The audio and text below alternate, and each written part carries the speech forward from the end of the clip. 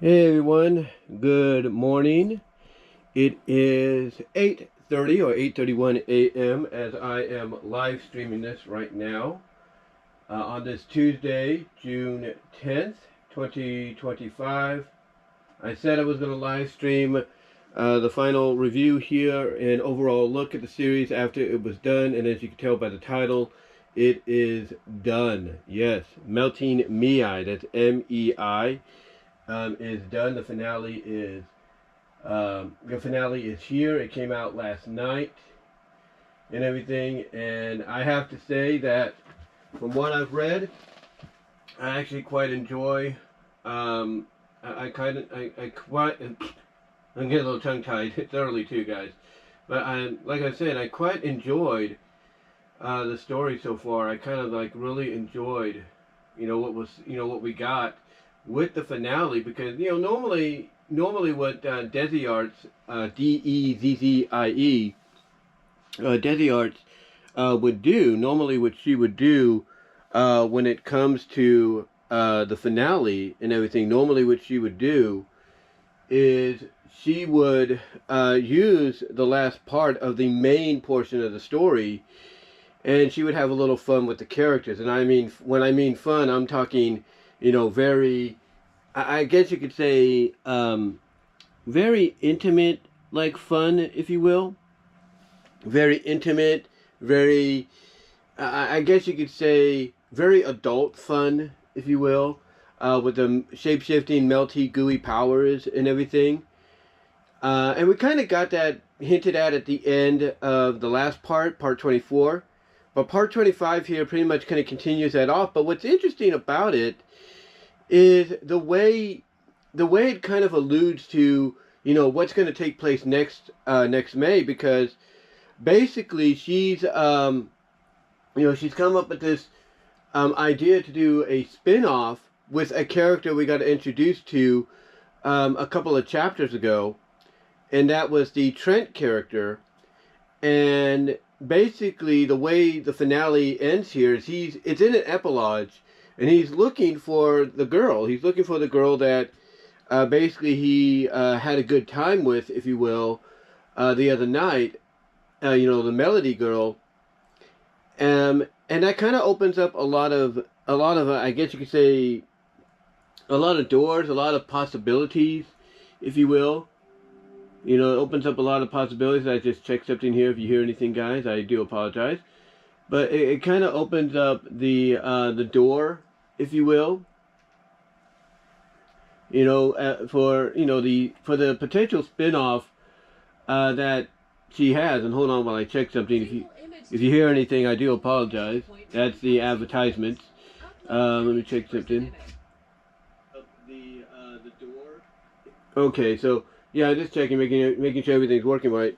But like I said, it kind of opens up the door for the spinoff she's got planned, because why would they bring this Trent guy back unless what the girls did as the Melody character, pretty much, because in part 20, basically at the end of part 23 and into mostly part 24, at least the beginning, what happens is the girls, as Melody, they basically, I guess you could say, kind of give Trent a vampire-like bite, if you will. Kind of like snake, anaconda, vampire-like bite with fangs. They kind of elongate the fangs out of their teeth.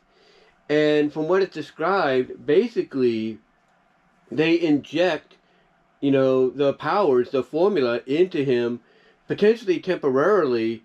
But from what this is being hinted at, in my opinion, at the end, is that temporariness may have become a permanentness, if you know what I mean. Because why would he be seeking this girl out? Why would he be seeking Melody, out again? Basically, if there wasn't something that had come up. Now, I did print out the page. I did print out all the pages. What I did is I copied. I don't know if you could see this, but this is the. Let me bring this up for a second. This is all of the things here. This is 16 pages. As I just put that thing right back there to make sure you guys can see the title. But yeah, this is 16 pages. What I did is I copied the lettering the wording on the story, went to WordPad, not WordPad, but Microsoft Word, and put it on there, and it's 16 pages worth. So that's pretty awesome. So you can probably average that's about, maybe 8 to 16 pages on a lot of the chapters. But basically the way the finale starts off is it continues off of the last chapter. The last chapter basically has the girls being, coming to from their state of euphoria, if you will, the state of serenity. Because basically the way it's described here, it says, in their first full merger, the trio had fallen deep into carnal impulse, their union culminating in the unexpected and joyous birth of their daughter. Since then, they've learned to control the blending. Since then, they've learned to control the blending. Let me reread that. It says, in the first full merger, the trio had fallen deep into carnal impulse, the union culminating in the unexpected and joyous birth of their daughter. Since then, they've learned to control the blending. They now put that control to the test. The wills united toward a singular goal, one they each desired yet had needed time to acknowledge and embrace. Like puzzle pieces, parts of each steadily, deliberately fell into place. But by sunrise, the work was complete. Now, what does that mean when it says, since they've learned to control the blending, they now put that control to the test. The wills united toward a singular goal, one they each desired yet had needed time to acknowledge and embrace. Like puzzle pieces, parts of each deliberately fell into place. By sunrise, the work was complete. What does that mean, you might ask? Well, it's quite simple. Because it has Mii, she's the first that wakes up, it's the first to talk. She says, am I? And then, she realizes the need to rephrase her question she intended for the others. And then she says, are we? Mumbling apologies about feeling disoriented. Are you both sure about this? She finally managed to ask Elizabeth and Zahara. Because what they got planned basically is this. This is what they say. Elizabeth emphasized. Her mind felt as if it had been through... okay, let me read it. It says, Elizabeth emphasized. Her mind felt as if it had been spun through a kaleidoscope with Mii's and Zahara's. Fractured, yet still somehow whole, while simultaneously interconnected with the pair. The borders of the mosaic was solid, but she could sense what what Mii had already noticed. Those borders were slowly vanishing. Once they evaporated, there would be no going back. For now, they were just intimately interwoven individuals. Whether that would still be the case once those dividers dissipated, none of them knew. Now Zahara speaks up. She says, "We have time before we need to decide." Her fragments nuzzling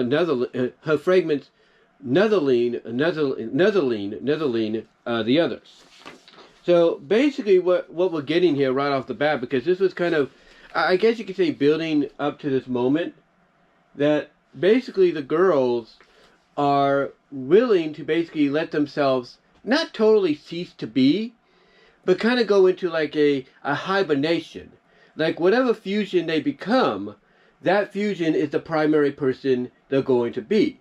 Like Zahara and Elizabeth and Mii will still be around, but they will be resting like in a hibernation. Like they will be put away in a situation to where it's like they'll come out when needed, or they'll be released when needed. It's like their thoughts, their personalities, their knowledge, the smarts, and everything will be called upon when Levi or Melody needs it to be, if you will, because that's the primary one they become, is Melody. Now, going through this, they both kind of kid at the fact that they're enjoying, this whole situation after their fun previously. But because they're interconnected with Levi, their daughter, they kind of hear a whisper of worry that catches their attention. So they go from being a golden-hued hued binge puddle, that pours off the king-size bed, and they become basically Melody, the fusion, or I guess you could say the motherly fusion. And they basically leave the bedroom, and they follow the subtle hint of concern out the patio door to the deck where a small pot of baby blue flowers with yellow centers bathed in the morning sun. And basically, Melody, the fusion of all three of them, says a bit on the nose, taking a seat next to the table where the forget-me-not flowers reside. And we find out that those flowers are Libby shapeshifted into that form. And she says it feels appropriate. She replies quietly, this being Libby.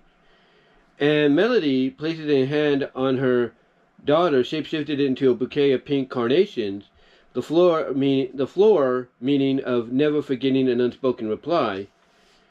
She says, you're worried you're going to disappear. Because obviously, again, the situation here is the girls want to basically become, deciding to become, one individual. Like they're willing to give themselves up and everything to this one form, but not totally be gone. Basically, be like I said, from what I'm understanding, it would be them essentially still being around by knowledge, personality, and whatever history, but they wouldn't be totally gone. And, Libby basically goes on to explain that the reason she's worried is she exists from the three of them. How could she continue if those three are gone? And Melody, aka Me-I Zahara Elizabeth, says, you're half right. Libby exists with the help of us, but you, Libby, are your own person. Let me get some coffee here for a second, guys. Better. But Melody's basically telling reassuring Libby that, yeah, you're right. Levi, consists with the help, of you, with the help of us, all of us. Basically, she's telling Libby that when Levi's around, it can, her merger consists of you, it consists of me, or not her, but she says it consists of you, it consists of Zahara, Me-I, Elizabeth. That's how Levi's around. But you, Libby, are your own person. Now, of course, Libby, she's concerned. She's like, how can you be sure? And Melody's like, if we doubted it for a second, we wouldn't even be considering doing this. Now, they do sit in silence as flowers and everything, for some long minutes. But then Melody rustles, kind of, not rustled, but she kind of like rustled. I can't pronounce the name. Rustled, reshaped herself into a gray cat, who playfully pawed at her daughter's blossoms. Because again, her daughter is a pot. It's a cup, is a bunch of forget-me-nots. And the flowers didn't respond, but Melody, as a cat, nudged the pot towards the table's edge.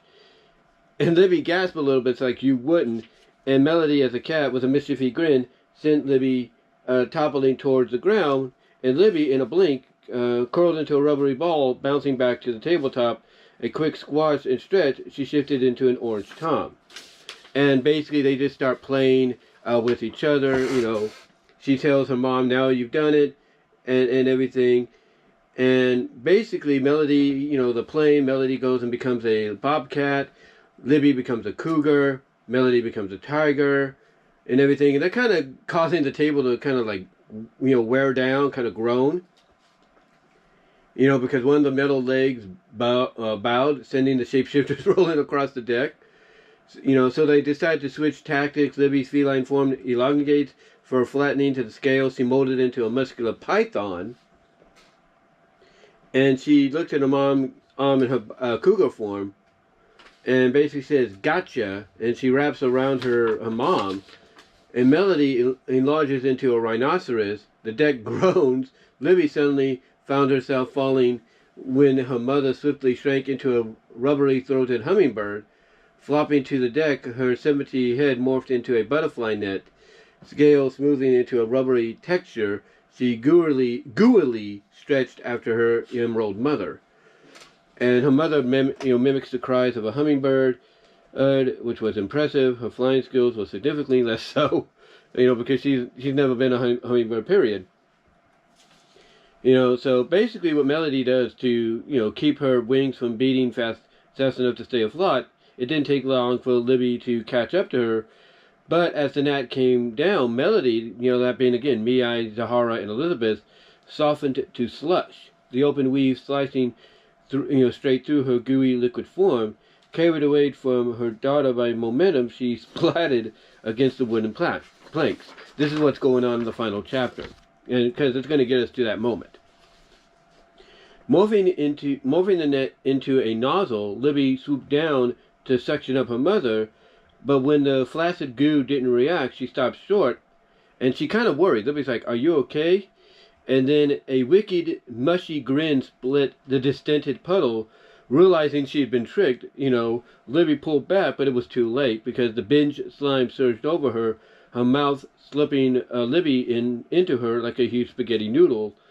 And then she's saying, and then Melody's like, "Gotcha." And then Libby, who could think of many ways to escape, her mother's grasp, instead laughs, and the brief chase having lifted her spirits. And then she's giggling from within her mom's bag-like body, gooey-like body. "I surrender," and everything.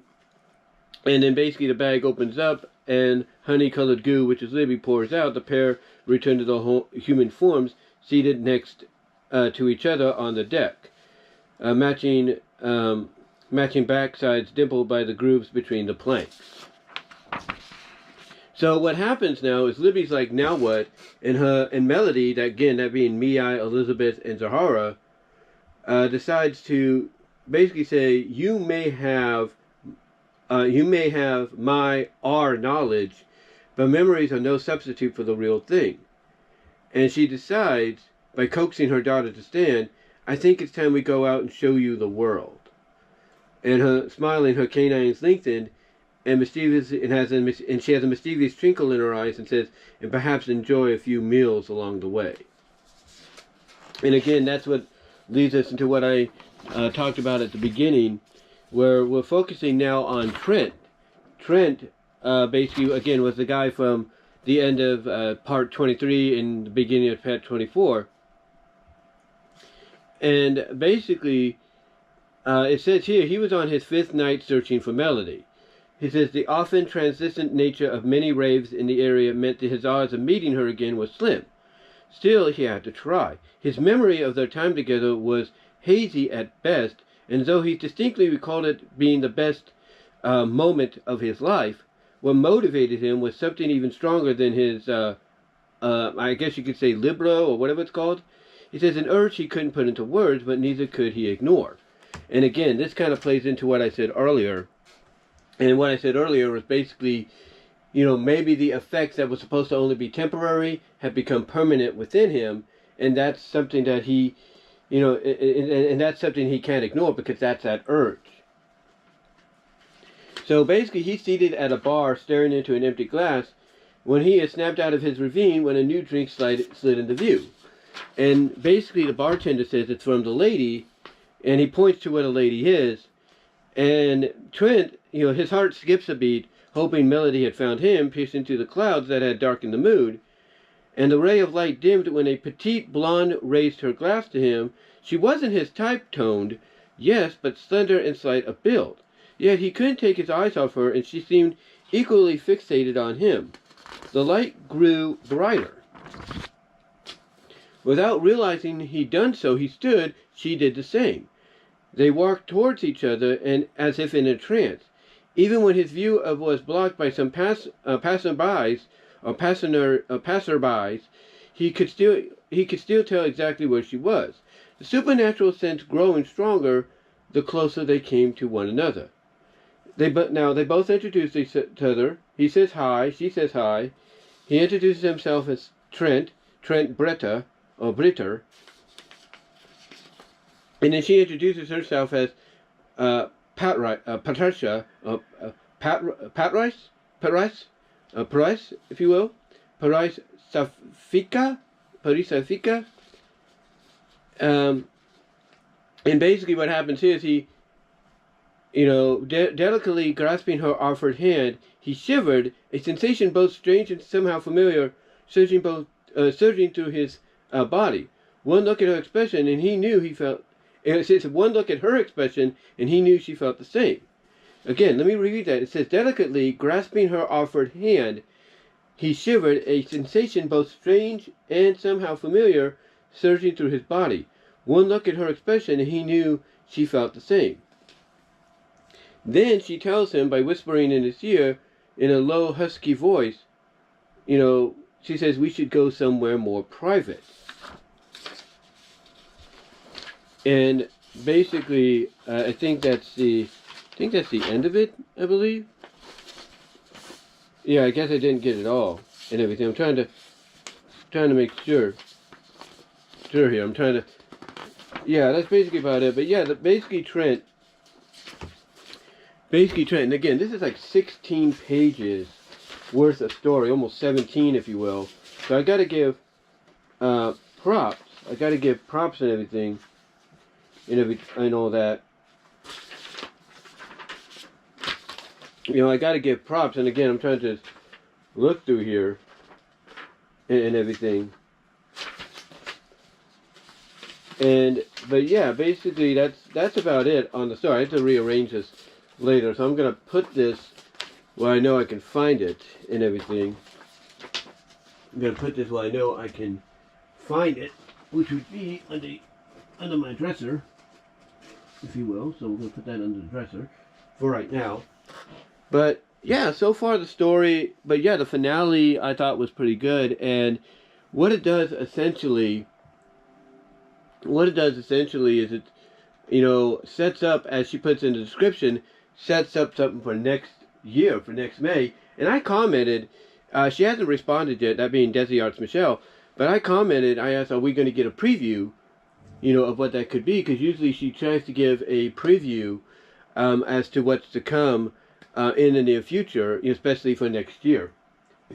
And, excuse me there. And she hasn't really responded yet. And let me get some coffee here. But yeah, she hasn't really responded yet. But I expect she will, because I'm not the only one that commented, on the story. But I expect she will let me know what she'll do and everything. Like if she will give us a preview, or she won't give us a preview. Again, it'll be up to her. But I wouldn't mind a preview, because again, the vibes this is giving off, in my opinion, is the fact that it sounds like what they did during their time with Trent. What happened is he ended up getting more of a dosage of the formula, and it became permanent. And that urge he's getting is the urge to find someone, that he could just let loose on, just get all shape-shifty, melty, gooey with. And this Paris, if you will, Paris. I think this character here, because when they describe that when he touches her, he feels something, a sensation that's strange yet familiar, and he's looking at her, and by looking at her, he knows she's feeling the same thing. This Pat Rice girl, I think this is Libby and Melody combined into one. It's not Levi, it's Pat Rice. So I think what's happening here is Libby, she's being given control of this combination of the two, and thus she's coming up with these new characters. Like Melody, she was a new fusion created from all four, I should say. She was a creation from all four. So, and she became basically the she became the matriarch. I'll put it this way: she became maternal. She became the maternal figure for Libby, and thus being together as one and giving Libby a little bit of control.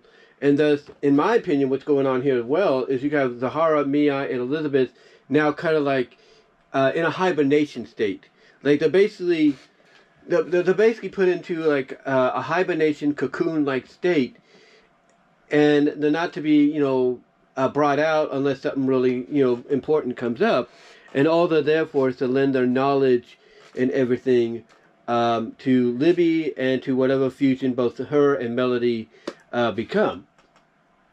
So that's what I think's going on. I think that basically Zahara, Mia, and Elizabeth are now mainly just, there in spirit, and everything. But if they have to come out and Melody or Libby have to shapeshift into one of them, to throw off suspicion, and that's what's going to happen going forward. And if this new story, the spinoff, indicates that next year, that's going to be interesting to see.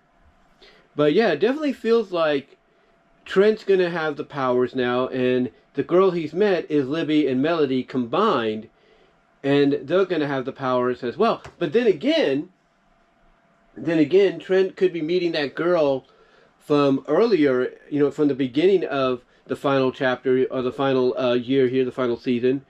That one girl that, they had fun with when, they decided to become a guy, and they had fun with her, and found this girl and they had fun with her, and she got infected. This could be a result of that. This Parais, if you will, she could be this girl who's discovered, hey, I got this ability now. I don't know how, but I'm going to have fun with it.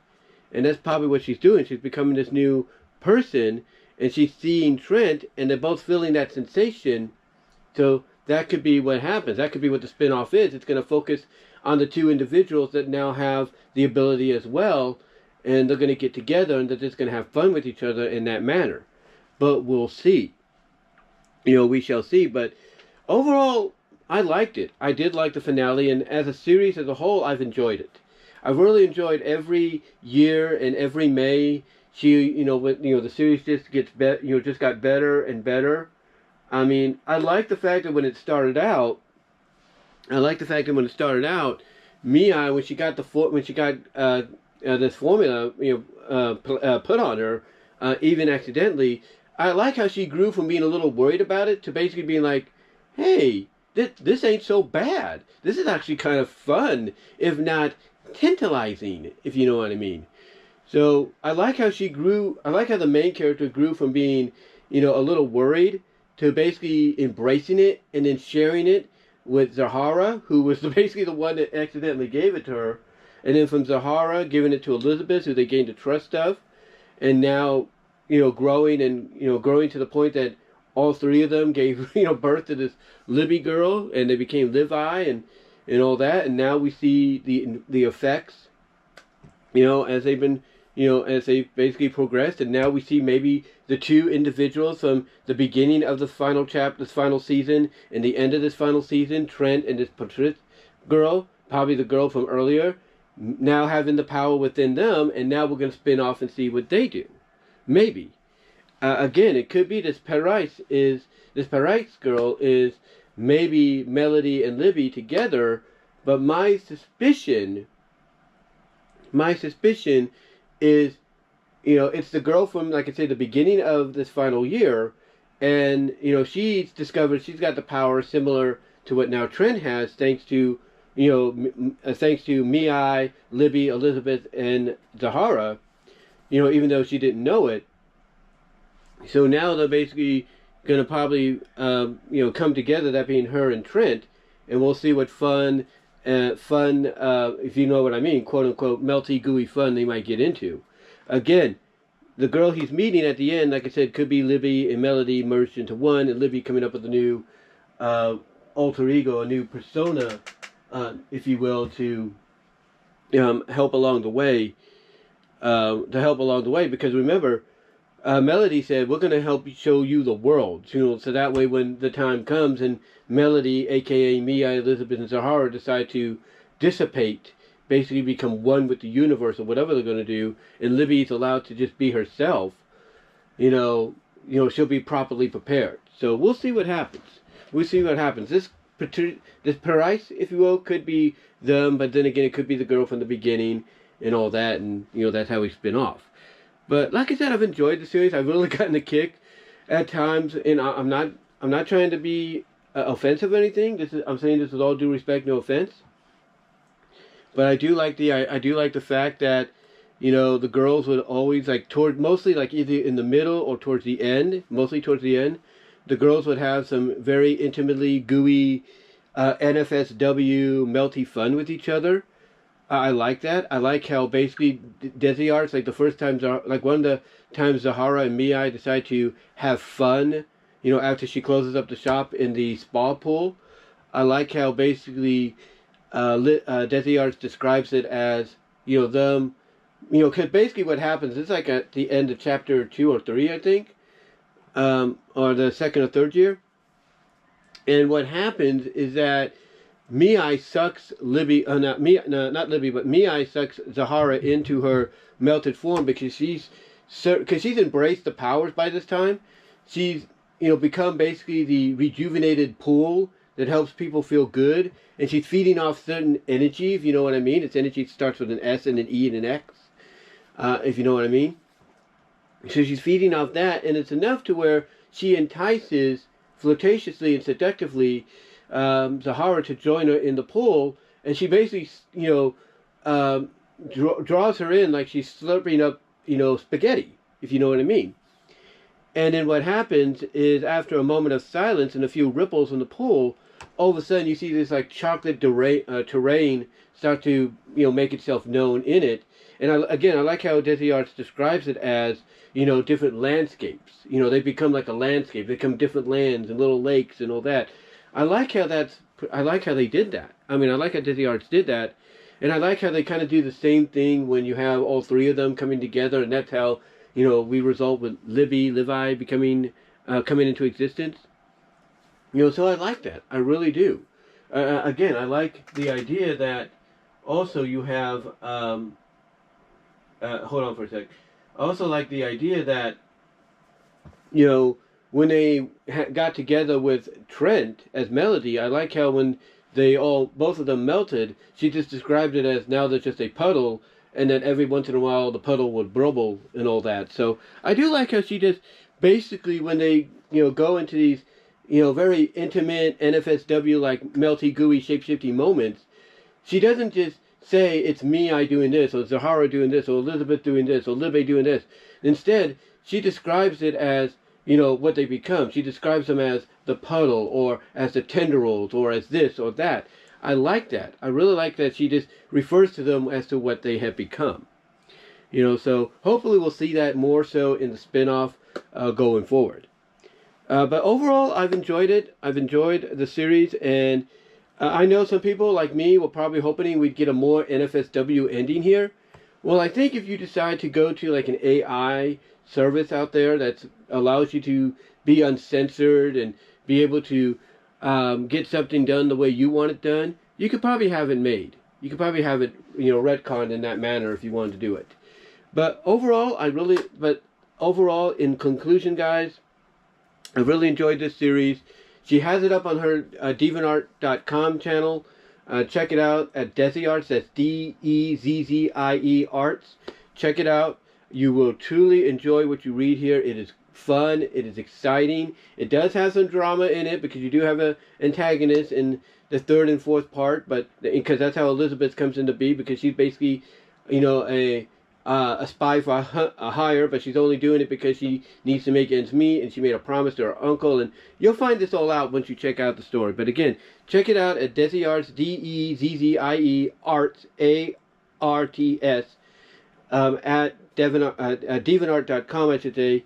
Check it out there, and again, I promise you, you will not regret reading it, because to me, it is definitely worth. It's definitely worth the time, and you're going to have fun, not just reading the humorous hilarity and the NFSW stuff they get into with our powers, but mentally in your mind you could picture exactly what's going on there as well.